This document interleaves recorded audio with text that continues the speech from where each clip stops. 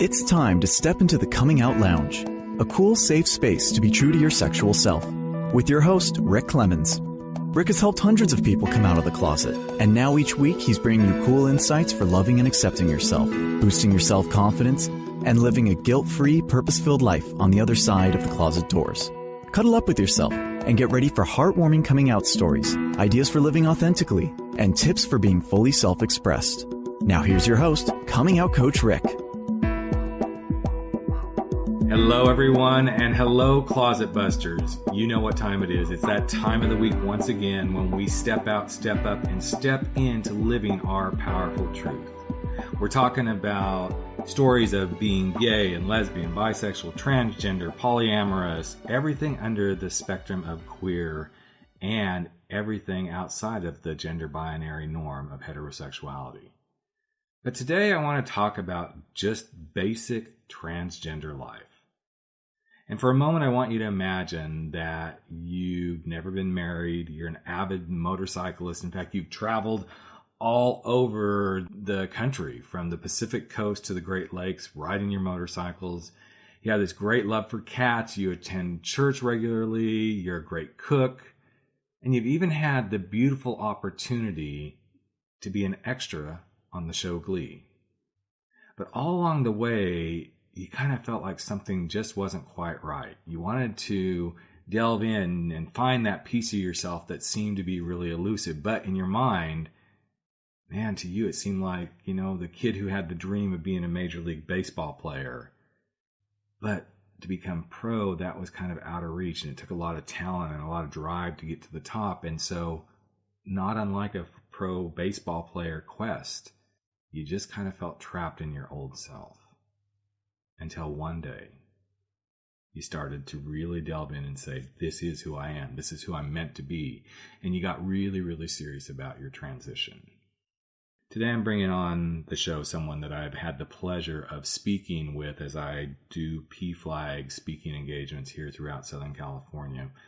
And she's a beautiful person. She's someone that I truly can say I really admire, because she just is the epitome of a beautiful human being. And her story is a little bit different than some of the stories you may have heard here on the Coming Out Lounge from other transgenders.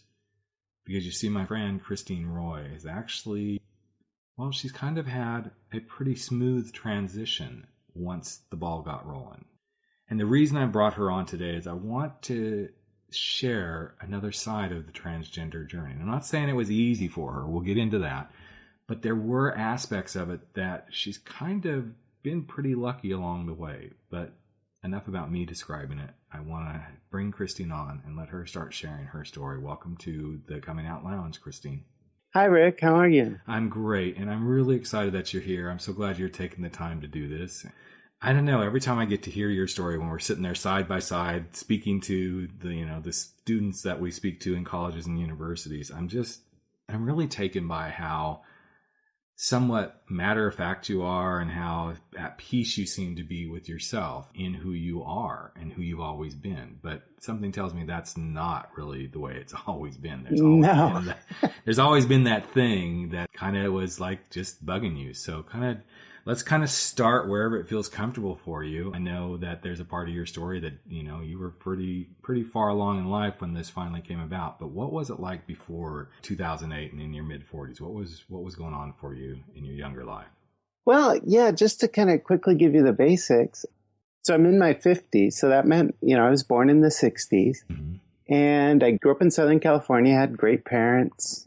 I'm the youngest of 5 kids, 3 sisters and a brother. And they were all great. And life went on for me pretty normally. But an interesting thing that I can't answer because I've never been another person is I always felt like I wanted to be a girl, even though I was a boy. But I couldn't figure out in my head whether every boy felt that way. Because for me, it felt like, I don't mean to disguise, but for me, it's like, oh, that's what I want to be. I want to be a girl. And I thought that was better. And I thought, but somebody has to be the guy. So we're guys. Right. And that's what machismo was for. It was to keep us all in line Right, so that we didn't become girls. But that makes so much sense that this is that. You just said a beautiful word that really, I think, whether you're coming out as transgender, male to female, or you're coming out as a gay man, there is this machismo piece that's like, it's so against, quote, our masculine being, whether we, and in your case, whether you really feel masculine or not, it's the thing that can really trap us and keep us from moving forward. Yeah, we're very, socialized by our birth gender, basically, whether we're gay or straight or transgendered or, so, but basically my life went on fairly normally. I mean, my parents noticed when I was, maybe of dating age, they're like, well, he's not dating. And they would kind of push me to date. And I was basically terrified because I wasn't comfortable with myself. Right. So I didn't feel like I had anything to offer. It was like, well, all I could see was what was wrong with me. Mm. So in your own mind, what were you seeing? What was wrong with you? I would watch other males and try to emulate them. And it's like, I mean, I could obviously did a passable job of it because people were kind of like, when I did come out, they were kind of like, wow, we didn't see that. Mm. But there's just, I don't know how to describe it. There's just a certain, I think when you're male and you're comfortable being male, there's just like another level. It's like maybe I was 95% male, but the last 5% that really makes you, I'm a guy and I'm comfortable in this body and this is me. Right. I just didn't have it. Isn't it amazing though? And I've seen this come up in other panels that I've worked with other transgenders in our community and other people that I've interviewed on this show. How the physical manifestation can either be the thing that keeps us most off track or it can be the thing that keeps us most stuck. Because I know for, my transgender brothers and sisters like you, sometimes just looking in that mirror can be the thing that messes with you the most because that's not what you really feel in your heart of hearts and your inner soul and at the core of your being is you don't feel that physical manifestation yet. You can see it. Yeah. Yes. There was a battle going on inside me. I would literally do that. I would look in the mirror and be like, well, you're that guy. Why can't you be that guy? Mm-hmm. And, if I was being hard on myself. And another part of myself was like, I don't want to be you. I want to be female. I want to be who I am on the inside. And so basically for years, I took care of that privately. I had women's clothes and like a lot of people that are transgender or cross-dressers, I'd dress up at home and I'd catch little glimpses, I'd look at myself and I'd still be hard on myself because I didn't like the way I looked, but I'd catch a little glimpse every once in a while. It's like, oh my gosh, like there she is, or there's a possibility. But I think that's because you could see the essence of you. Mm-hmm. Yeah. It would come out in little bits. It would come out. And probably around the year 2000, I thought, well, I need to do something. And I went and saw a therapist. And unfortunately for me, I just went to, whoever was in my insurance or something. Right. And the man I saw was basically trying to give me a form. He didn't know what to do with me. So he was basically giving me a form of reparative therapy. Sure. That was the first person I ever told in the world about this. Mm. And we had scary. It was scary. And then the things he was having me do, it's kind of funny, but I mean, he was like, trying to make me like growl or, or go, or make muscles or get, right. He was trying these different things. And I was just like, this is ridiculous. So yes. I left. I want you to growl like a dog and pull out that masculine piece. By doing this, somehow it's going to shift something inside you that's suddenly going to make you go, oh, okay. Yeah, I really am a man. Yet how bizarre that it isn't that sort of stuff. I remember when I went through my own quote unquote version of reparative therapy, and I know you've heard me say this when we spoke together, but it was so fascinating to me to sit there across from the pastor in our church talking about this, and I'm like, well, it's nice that we're having this conversation, but it doesn't change the fact that I find you really attractive. It's the bottom line, you know? And I think sometimes this is the piece that a lot of people, regardless of where they come from on this spectrum of beliefs, they just can't grasp that this isn't just something that is random and can be taken away. It's, we're not even talking about your own sexual orientation at this point. We're talking about how you perceive yourself. And it always boggles my mind that people are like, well, yeah, but just change this. Just change the way you see yourself. Well, how do you do that? It's kind of crazy.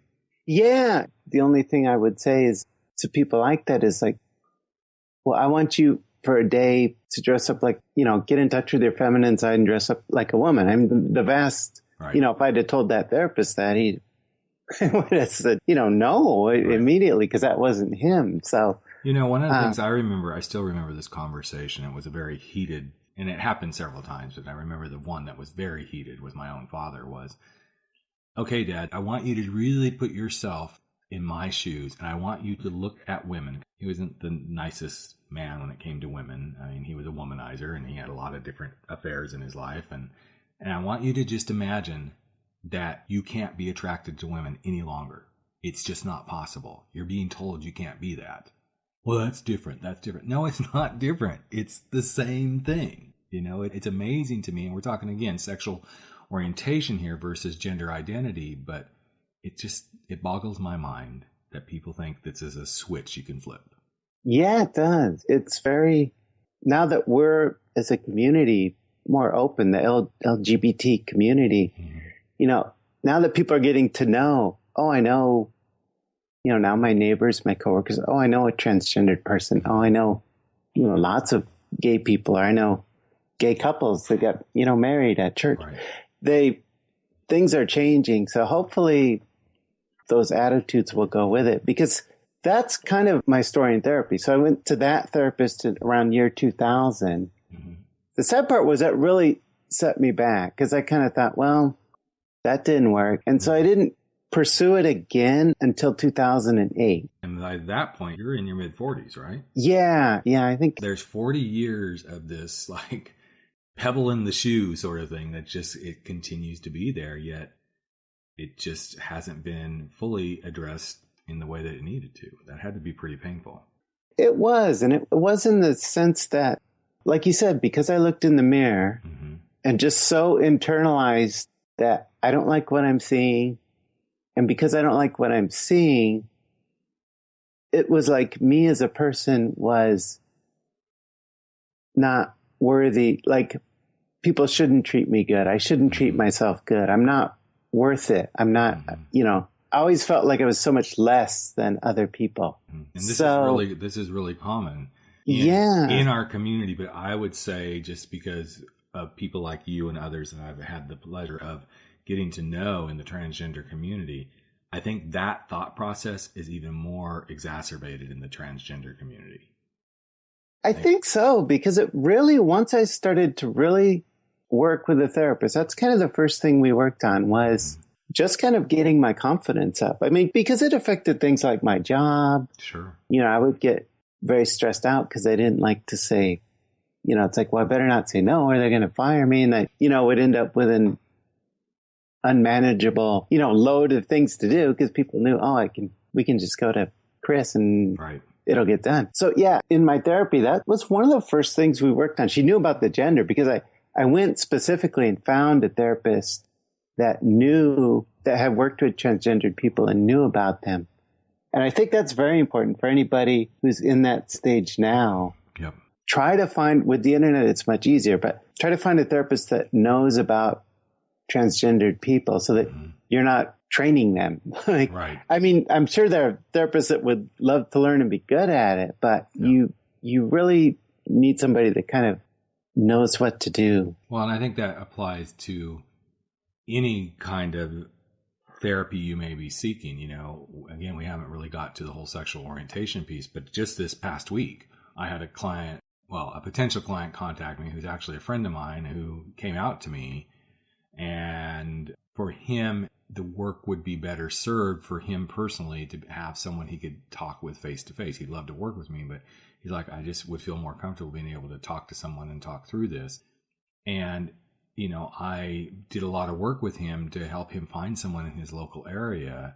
Yes, I could have opened up the quote yellow pages, so to speak. Of course, nowadays we open up the internet, and go find it. But as I was looking, I really tried to find someone who was gay or lesbian, who has specialized in, the sexual orientation piece, the coming out piece, because it's part of the support system you need. Someone who's had a like type experience will be so much better at, I hate to say the word understanding because none of us understand each other 100%, but, really being able to relate to what you're going through. Yeah. And it's really important. And I hope whoever is listening to this, that you take that piece away. Someone who is going through a divorce. Well, you need to work with a marriage and family therapist who really understands the ins and outs of divorce. And then maybe you do need to find someone who maybe has been through a divorce or worked with a lot of divorced people who are coming out of the closet, or maybe they're coming out as transgender. I realize as we start to say that, then it's like, oh, wow, that's a really specialized person, but they are out there. They truly are out there. So you stepped into this 2008, you started to work with this therapist, and how quickly did things start to come clear for you? Yeah, and just to be clear for a second, my therapist is a straight cisgendered woman. It's just that she's always been interested in, well, her background is sexology. So she's open to the fact that people are different. So you kind of threw a couple of terms in there that I want to make sure people really understand. So define cisgendered for those who haven't ever heard that term before. Cisgendered is, for example, if I was born with a male body and I had a male mind and soul and was perfectly happy being a guy, I'd be a cisgendered man. Got it. So basically, I think the vast majority of people are cisgender. Right. So basically, for most people, the simple thing would be heterosexual, so to speak. Again, we're still dealing with just sexual orientation. And that's why Christine is saying you see yourself as a man, you anatomically present as a man, you're completely aligned as a man, and your masculinity probably aligns with the sexual orientation of being heterosexual. So I just want to make sure we kind of cleared that up. And the word sexologist, which I'm so glad you brought up, because I have a good friend who's a beautiful sexologist. He's a gay guy up in Michigan area. He's a wonderful therapist and a sexologist. And I would highly recommend that if anybody is going through any of this journey, those are another great resources, is finding someone who is a sexologist, because they can do absolutely beautiful work with you in these journeys. So anyway, you're working with your therapist. Then what started to happen for you? So what started to happen to me was I had known that I wanted to transition. That was like you said in the beginning, my dream. But I thought my dream was not, like, I couldn't accomplish it because who am I? I can't do that. So what she did basically is took what to me looked like climbing Mount Everest. It's like, oh my God, you mean I have to climb to the top of that mountain? I don't even know how to climb mountains. I don't know. She took that, what to me was this huge task that was impossible, and helped me break it down into small steps. And once we started to do that, that really aligned with my personality, and it aligned a lot with my job, because I'm an electronics technician and I do product testing. And that's kind of how a new product is. Somebody will give me this new product and go, here, test it. And in the beginning, it's a little overwhelming, because it's like, oh, what does this thing do? How do you wire it up? What does it do? You turn it on, and you'll get the manual out and you'll start to break it down. Okay, the first thing I need to do is wire this thing up. The second thing I need to do is figure out, once I turn it on, what happens? Do I have to configure something? There's all these little steps. Once I get it broken down into little steps and a plan, then I can proceed without feeling overwhelmed. So I really took that knowledge that I have and that way of working, and I applied it to my transition. I said, oh, this is like a project. This is like me. I'm the project. So what a great way. Big breakthrough for me. It's a huge breakthrough. And, when a client comes to me, regardless of what they're working on, it doesn't even have to be on coming out, but, because I do quite a bit of that work.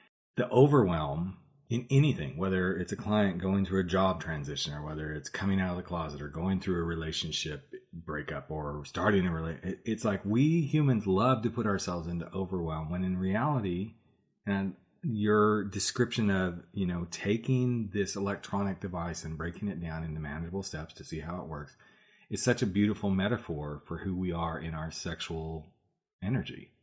Who am I? How do I identify in my gender? Break it down to small, manageable steps. Yeah. It makes so much sense. So from the time you started with the therapist to actual, quote, transition, how much time was that for you? Well, let's see. I started seeing her in 2008. Mm-hmm. And it's, again, like I said, it's kind of a gradual process. So, like, I remember, I don't know, first or second appointment, it was like, I can go there as a woman. So I would start, going there dressed up as I wanted to be dressed up. Mm-hmm. But I mean, I still had super short hair, so I had to wear a wig, the whole thing. And throughout the years, I would progress. Mm-hmm. I started growing my hair out. And I would say probably 2011 or 2012, I don't remember exactly when, it got to the point where legally I still had my male name. Mm-hmm. And at work, nobody knew, so I was presenting as male. All right. But everywhere else in my life, I realized, like, I don't want to just get dressed up like to go out to a club, which I used to do, and it was a good way to get started. But I'm not really a club person. I realized, like, I just want to take my cat to the vet as a woman. I just want to go to Target. Target used to be really sad for me when I was a guy. I would go there just to buy laundry soap or whatever. And I would see all the women shopping, and it was just like, they're living my life. And so I realized, like, I just want to live my life as a woman. So basically in 2011, 2012, 2013, I lived everywhere except for work as female more and more. It was kind of a process. I mean, sure. I didn't present in front of my family till near the end of that process. I came out to them in, I think, late 2013. It went so much better than I thought. And I think this is an important area for us as the people who are coming out to remember is we don't want them to prejudge us, but that also means we can't prejudge them.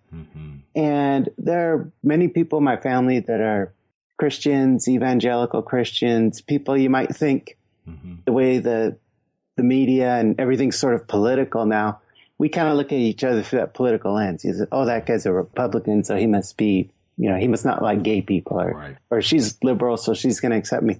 And when it's personal, that's just not true. You have to, as the person that's coming out, you tell them, and then it's out there. And then they're going to react however they're going to react. And so part of my fear was, I would look at them and think like, oh, they're Christian. They're not going to like me. And, they're going to start preaching to me and things like that.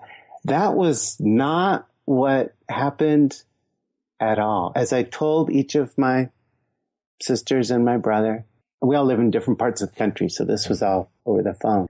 But I'd call one up and have a long conversation.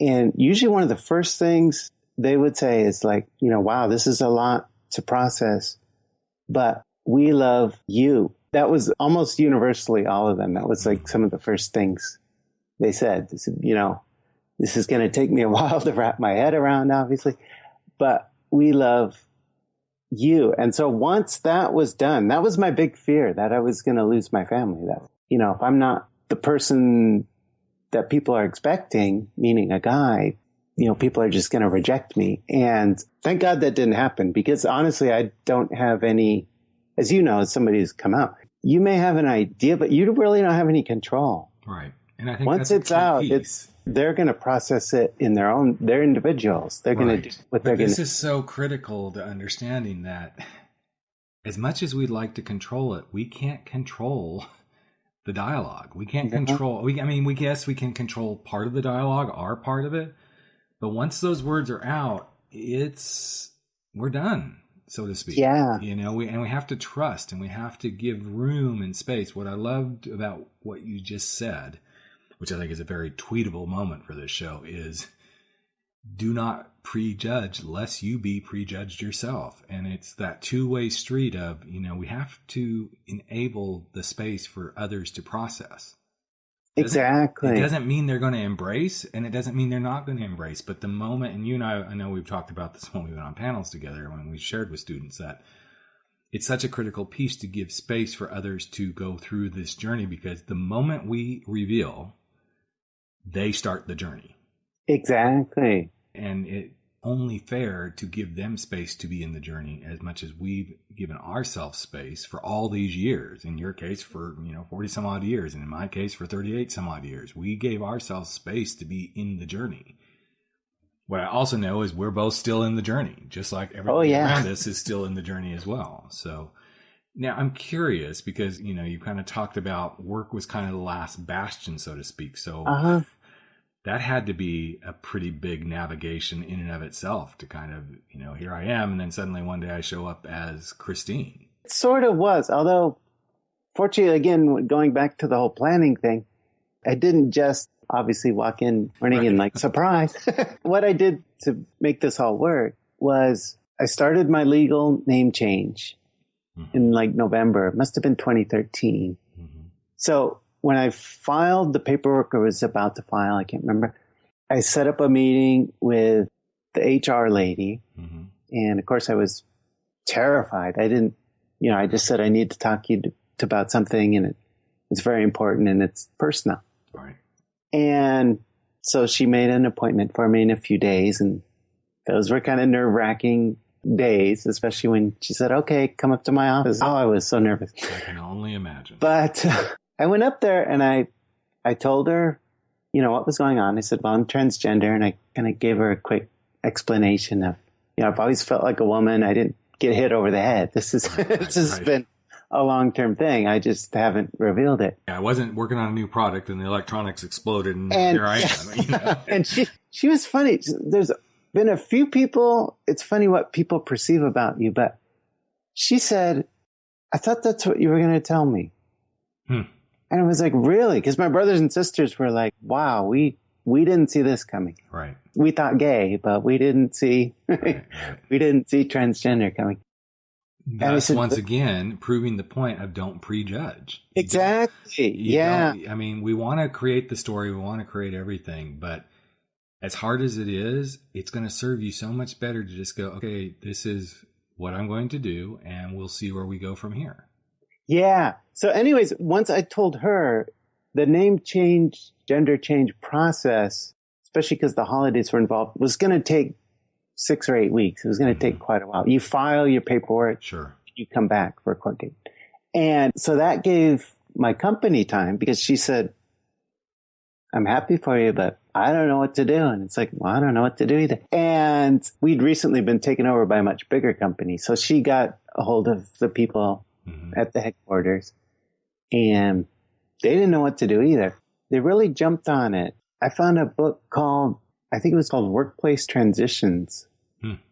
Jillian T. Weiss. Yeah. And it's a book not written for the transgender person, but it's a book for the transgender person to give to their HR department. Nice. The woman that wrote it is an employment lawyer. So once they had that, they liked it enough. I bought one copy and gave it to my lady and they all ended up using it. Awesome. And they kind of put together, we're planning people. So they put together a plan. And I told my boss, because they kind of wanted control at that point, which makes sense. I told my boss, whom I've known for years, and I've worked there for 16 years. And so he knew, and we told his boss, and then they kind of quietly had a meeting with management. So management knew. Then they had me take a week off. So I wasn't even there. That was the week I was going to court anyways. And they had a meeting with all the employees. And they had a woman come from a organization. I wasn't there, so I can't remember what it was. But I had written a letter explaining what was going on with me. And she kind of walked them through LGBT all the way specifically to T. Right. And then down to Chris. And then down to, guess what? Christine is going to show up Monday. And here's how it's going to work. And it went over really well. But you know what, Christine, I guess one of the reasons I wanted you on this show so much, because I've seen this firsthand. I think a lot of that is attributed to who you are as a human. You're such a beautiful person at the core that how we show up in the world, I believe, has a huge impact on how the world shows up for us.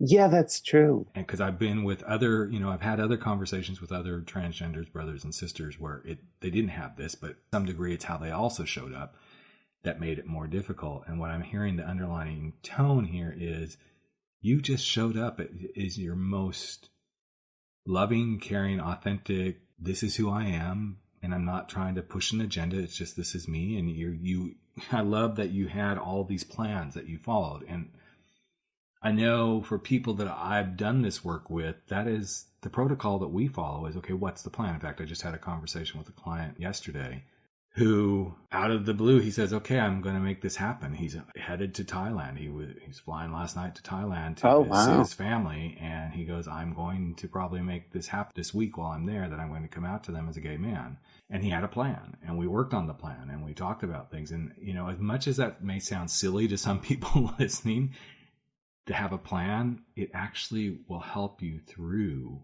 so much when you have kind of a plan of action of how you're going to do this. Yeah, it will. And you've also got to understand, as the one with the plan, that it's probably going to blow up several times along the way. Well, it will blow up. You've also got to don't stress about I was going to have my surgery by, June 16th, 2013. It's like, maybe that didn't happen, but you're working towards your goal. Right. You're not failing because you planned it, right, but things are going to happen. Yeah. And I think this is where being fluid, which, kind of interesting to say, be fluid in who you are, which is part of the whole sexual orientation, sexual gender identity stuff, is to be fluid. But I think the more fluid we can be in the process, the more aligned we'll be with our own selves, and the ability we'll have to take things as they, quote, fall apart in the plan. Yeah. And I think that's such an important piece. So, and one other thing I wanted to mention, since you brought it up, thanks for the compliments, by the way, about who I am. But one of the things that, once I got into therapy and started to get some confidence, I made a conscious decision to be an open person, because how I dealt with life pre-transition was, I was a nice person. I had friends. I was kind. But I was a very closed person. You could only get so close to me, and then you got no closer. Yeah. And once I became myself and just found this confidence and found a love for myself, I decided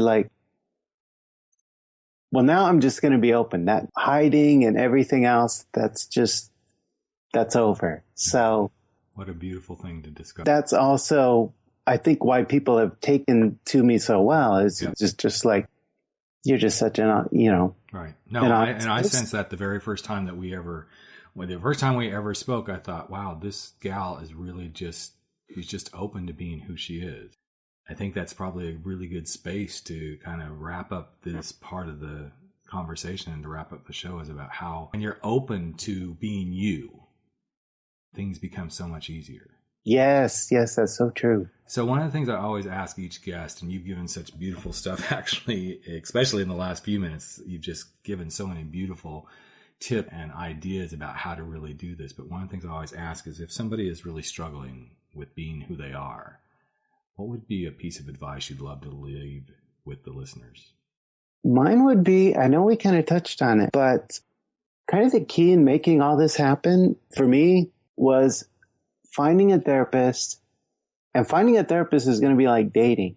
You're going to, even if you find someone that specializes in what you're going through, right, you may not mesh with them as far as like this planning process, this mentoring, coaching, or helping you achieve your dream. So I know it's going to be a pain, and I know it's going to be costly, and everybody's worried about that. But you may have to work through a few before you find one that works with you. But if you can have somebody that you can work with, it's going to make a huge difference in your life. Yeah, absolutely. So if there were some online resources you'd recommend people go to, is there any that pop to mind? I know I kind of springing this on you, but for transgender and for kind of putting together a plan, whether you agree with it or not, I like WPath. I believe it's .org. Okay, wpath.org. Okay, awesome. Yeah, that's the Association of Medical and Therapists that deal with transgendered people. They kind of set the people who are transgender may have heard like the Harry Benjamin standards. Sure. There's these standards, and some people like them, and some people hate them, but that doesn't matter. You can kind of go there and get information. It kind of helps you construct your plan. And then there's a really good site. It's an older site, but it's got tons of information. It's called TS Roadmap. I think just put TS Roadmap in Google because I can't remember what the extension is. Awesome. But it's very helpful. And it's even for family members and whatnot. It's got a section for everything. Awesome. Well, we'll find those and make sure that they're up on the show page when the show gets released. So I just want to say thank you for being who you are and for being part of this beautiful journey that we get to share. For taking time today. You're welcome. Thanks for having me on. It was fun. If you've enjoyed anything that you've heard or you were touched by something that Christine shared and you found some paths to your own way of either coming out as transgender or coming out or just being a human, make sure you share these stories, share this from iTunes or Stitcher, wherever you may be, because this is the way that this kind of information gets out, is to share it via social media. Or don't be afraid to tell someone, hey, I was listening to this podcast and, it was really, really good. We'd really appreciate it.